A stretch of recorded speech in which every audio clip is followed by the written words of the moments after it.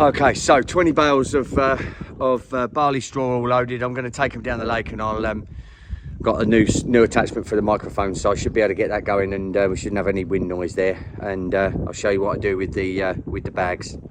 All right. Okay, so we're down here at Fensmere. Managed to get my mic working. Everything's started going together today, which is good. I'm just going to go through the process of putting. It's pretty basic. I'm not trying to teach most people how to suck eggs, but the reality of barley straw, especially for fisheries, is that it's a fantastic product to eliminate or help reduce the amount of algal blooms that occur on the lake. So it's a fantastic asset for us as fishery owners and fish farmers. As I said, I think before in another video, I actually don't use it up at the fish farm. The fish are in a non-stress situation. Oxygen levels are really good, and it gets a lot of wind and a lot of water flow through it. So I keep an algal bloom on there. I think it's probably better for growing fish on quicker, because the phytoplankton itself has a very high protein content. So in Fensmere, however, the fish are already humongous. You know, there's enormodons in here, and could be 370s, could even be an 80 in here this year. So, you know, these fish are already big. What I don't want is big fluctuations in DO2, in dissolved oxygen in the water through the summer months. And that could happen if you had a big algal bloom and you, for instance, had a, you know, a big low pressure system come and cause a lot of that algae to die off. That's the problem then, and then you get a massive crash in oxygen, and those big fish have a big oxygen demand or dissolved oxygen demand, and they're fragile, a lot more fragile than some of the smaller fish. So obviously they're very valuable, and I don't want that to happen. The other part of it is, of course, with clearer water, you do get the fish in, they just look more beautiful. They get them darker colours, and you know, the fish last year looked absolutely splendid in the lake here, and they looked it all the way through the year, which was fantastic. So last year I added 20 bales. I'm going to add 20 again this year. I think for this sort of size of water, 5.5, nearly 6 acres, I think that's perfect. So you're looking at this time of year with a sort of 10, the water levels creeping up 10, 11, 12, probably by the end of next week with the sun we're going to have. You're probably looking at a 4 to 6 week period for the hydrogen peroxide, which is the element that gets produced when the barley straw gets broken down. So the barley straw breaks down, and as it's breaking down, hydrogen peroxide is released. And that's that hydrogen peroxide which acts as a retardant basically on the development of algae within the lake. And that's the key element. One of the big things that I think is worth pointing out when you're putting your barley straw in is you can put it in bales. I have done that, but obviously you're not going to get as good oxygen or water flow through the bale if you do that. So by far and away the best way to do it is to put it into what I'm going to show you, which is horse feeding nets. Put it in there, cut the string, and then allow it to puff out, which means you're going to get a lot of air gaps in there and a lot of water penetration through there, which is going to help that breakdown happen quicker, and you're going to get a better release of hydrogen peroxide to do the job for you. So anyway, follow us, and all right, okay.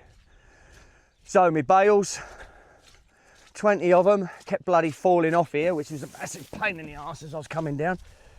What's that? And the nets and some stakes. So these are the nets that I'm talking about. You can get it from any sort of horsey place.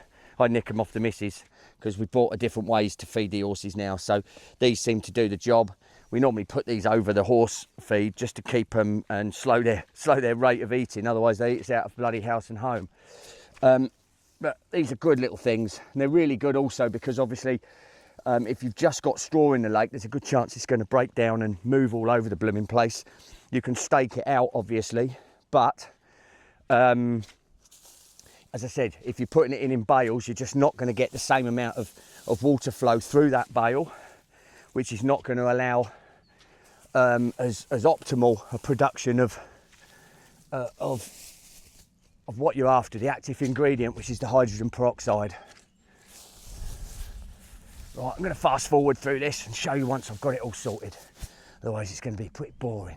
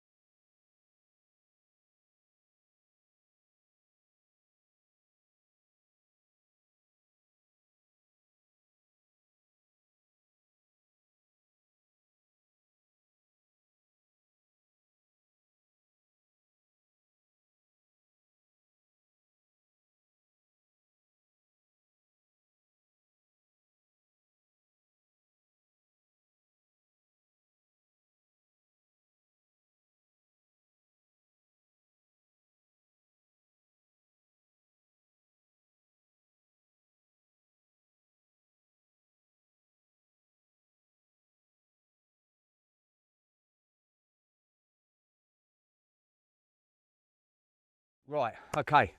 I've got 2 more of these to put into the big one. I could fit 5 in the smaller one there. So this one's going to have 10 in. And you probably couldn't hear me from the through the time lapse there, because I'm not sure whether it records sound while it's doing that. But basically, I tow these out to where the main inlet stream comes in, and I have to watch this because when it's got hand gesture control on, it tends to want to go a bit wonky on me and switch off.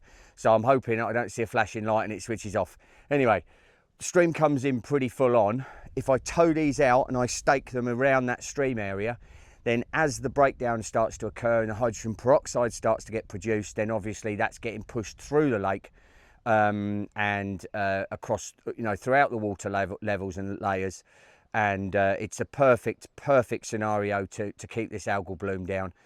And look, we're probably 4 weeks. Normally here, we don't normally see an algal bloom until June.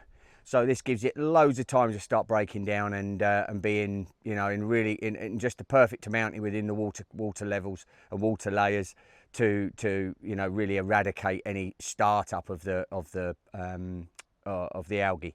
So anyway, I'm going to fill this last one and get it out on the boat, tow it out there, stake it down, come back and pick up the others. All right, let's get on with it.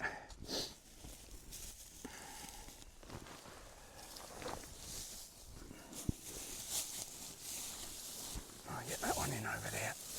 Yeah, I think I will be able to. Yeah.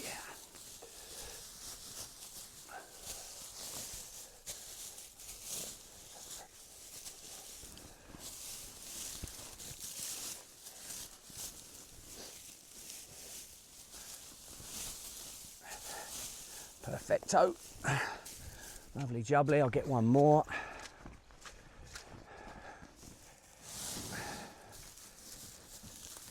And that's us. Let's get these in, and we can, if I can literally, it's going to be right on my limit of what I'm able to do. Pull this bugger in. It was getting pretty heavy just a second ago. So I'll see what I can do. Hopefully I will be able to, and I can tie it up and get it sorted. Right, there we go. Jobs are good. There we go.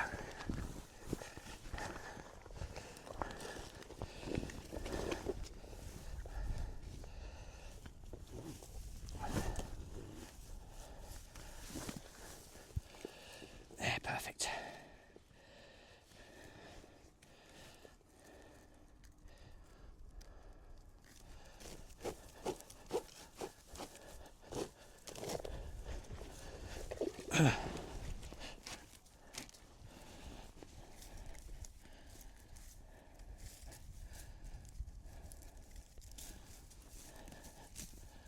There we go. Right.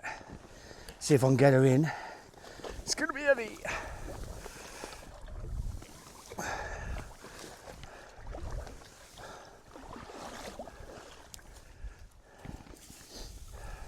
When I pulled up here in the boat, spooked a bloody great fish just sat here. Lovely to see, getting a bit of sun when it was out just a minute or two ago.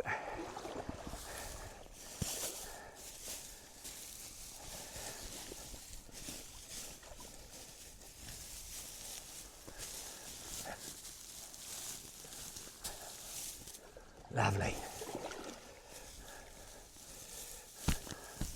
Parfait.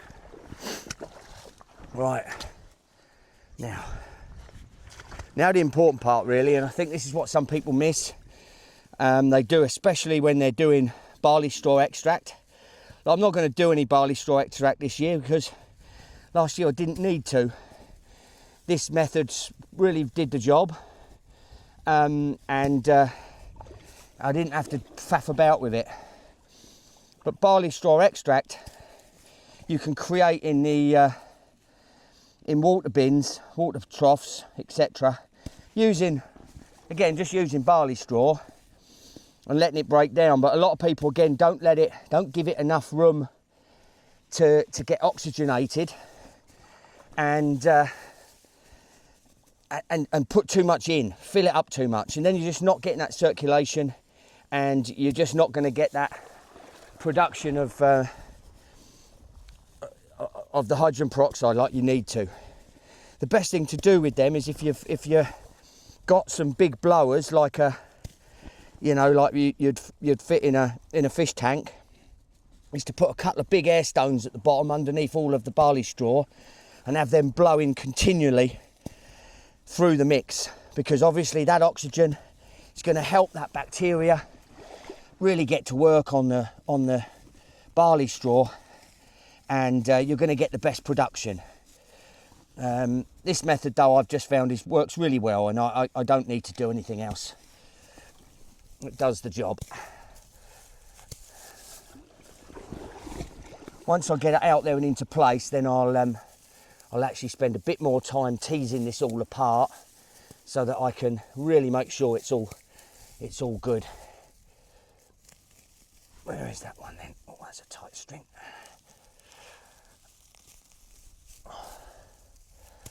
Okay. All right. Right, let's tow it. Oh, it's gone. Either battery's gone or something's dead. Well, sorry about that. That went a bit AWOL. All right. Let's get the boat going, and we're getting out there. Get a few stakes. I've got a few stakes here as well in the back, which I can stake it out with. Get them in the boat and move this over.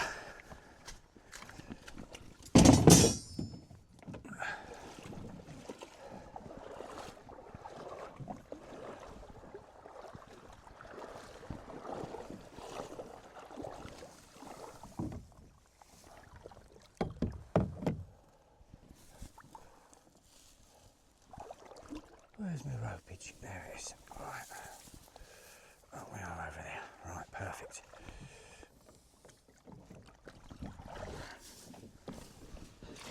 Lovely.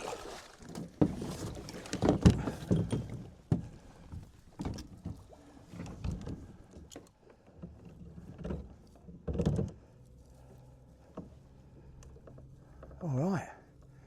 Let's tow it into place.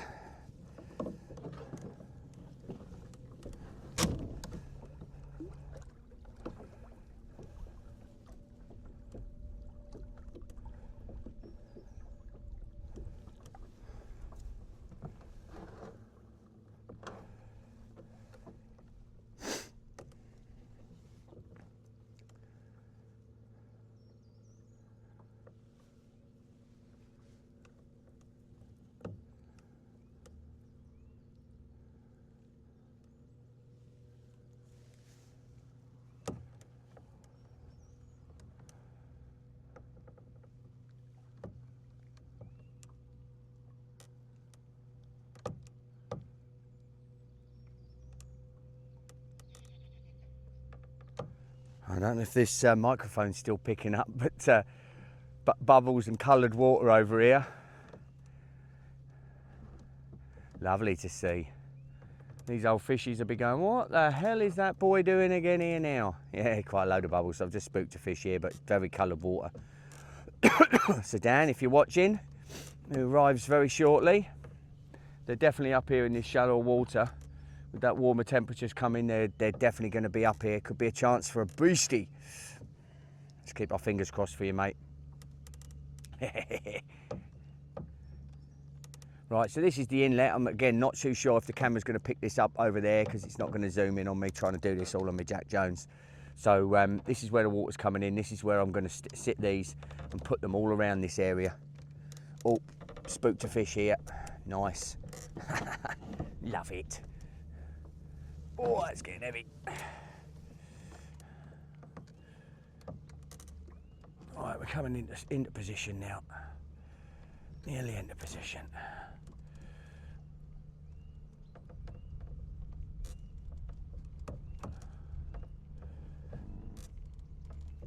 Nice. Nice. All right.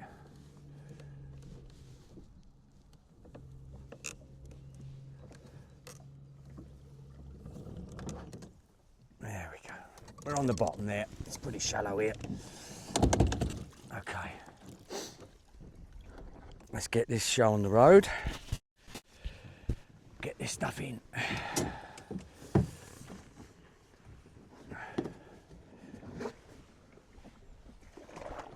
Okay. What I might do is just put that microphone on the inside. So, I'm not going to lose the bugger.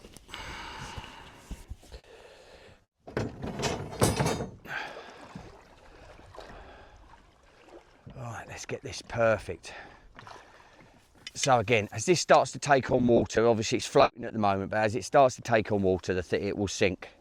And that's when you're going to get all of that, all of them 20 bales really solidly underwater there, getting fully broken down. I'm going to give it a real good break up as well, and make sure it's put away.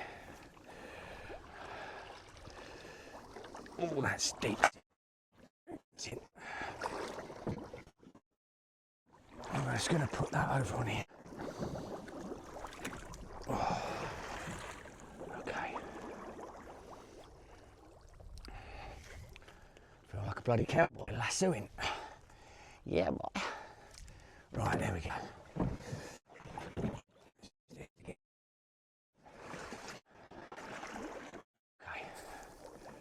Parfait.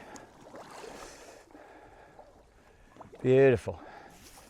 Right, let's break this down a bit more and try and really get it broken up and opened up in these bales so it's fully available for that water to permeate through it and get maximum production.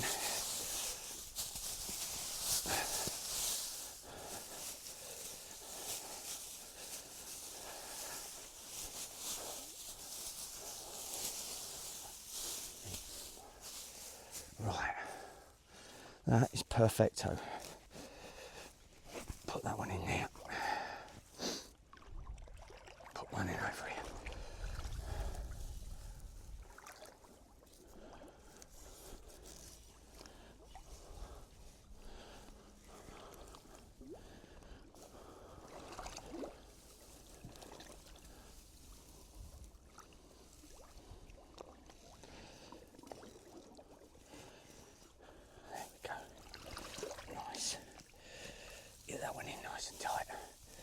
Right, okay, let's get this sunk. Get it on the water.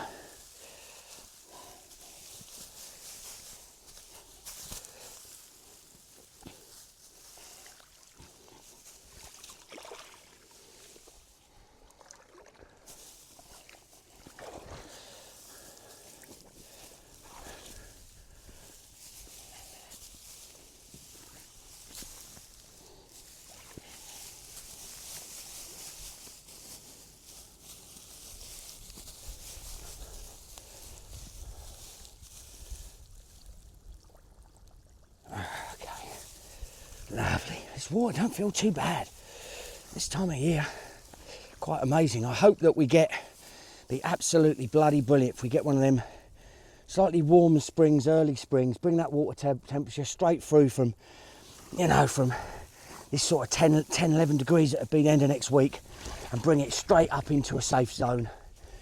Get these fish up active and really ready and feeding and healthy and past that danger zone, which is always such a worry for us. All right, perfect. That is a bloody good one. Happy with that? Right, let's get the others. I'll bring both of them together. Oh, silty. Oh.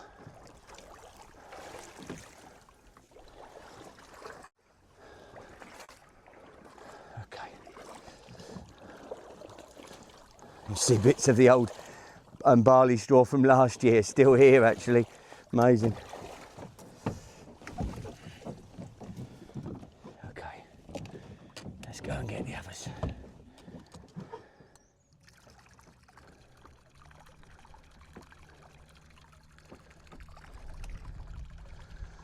The old Fensmere carp are going to wonder what's going on up here. They're going to come and have an inspection, there's no doubt about it. But no more feeding now. Oh, that's the stump. No more feeding now, as We've got an angler arriving, but you should see the coloured water. It's unbelievable. Really having a chew. Really having a chew in here. Incredible. Love it.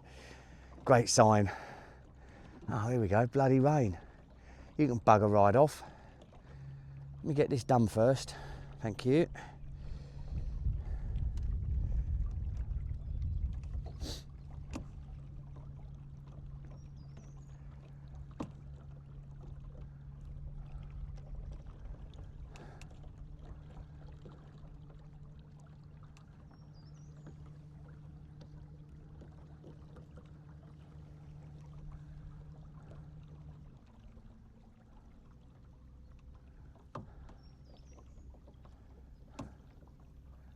All right.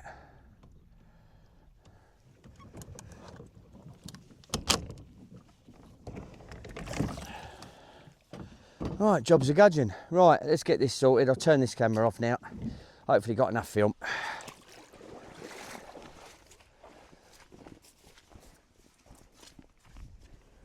I don't know if that's visible, but that's the coloured water. It's where the fish was. Fish had definitely been feeding through here and just spooked off while I arrived. Let's get this into position. All right, so there you go. All of the 20 bales are all in their nets, all staked out there, which is where the water comes in. Water comes in just over here, so it's coming right through all of that lot, which is absolutely perfect. And oh, I've just seen another fish has just spooked here. I can also see some other activity out there, so interesting stuff. Plenty of activity at the moment, which is fantastic to see. Anyway, that's it for today. I'll catch you. Bye bye. All right, so yeah, a little bit of graft again today, but it's been a good day. Better than yesterday with the predation issue. So I'm glad to get that all sorted and get that in the lake. It's perfect sort of timing now, end of Feb, beginning of March. And it should put us in good stead. It's a good sign to see fish feeding. I always like to see that, so I'm just going to go and take the camera out now and just have a look on the feeding spots and see how they've done over the course of the last few days, and then go and call it a day for the day. Catch you. See ya. Bye bye.